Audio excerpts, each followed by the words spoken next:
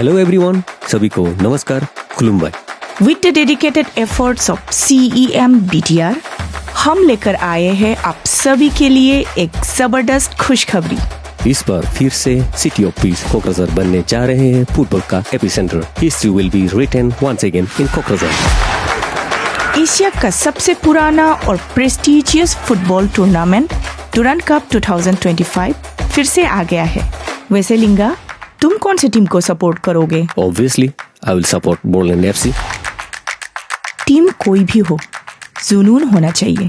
देखिए Durand cup की grand opening ceremony 27 जुलाई दोपहर 1 बजे से only on Sony live app पर। और उसके बाद मैदान में उतरेगी पहली टक्कर। ओपनिंग मैच शाम 3 बजे। Book your seats now on BookMyShow and be part of football history. तो देर मत कीजिए, अपनी सीट अभी बुक कीजिए।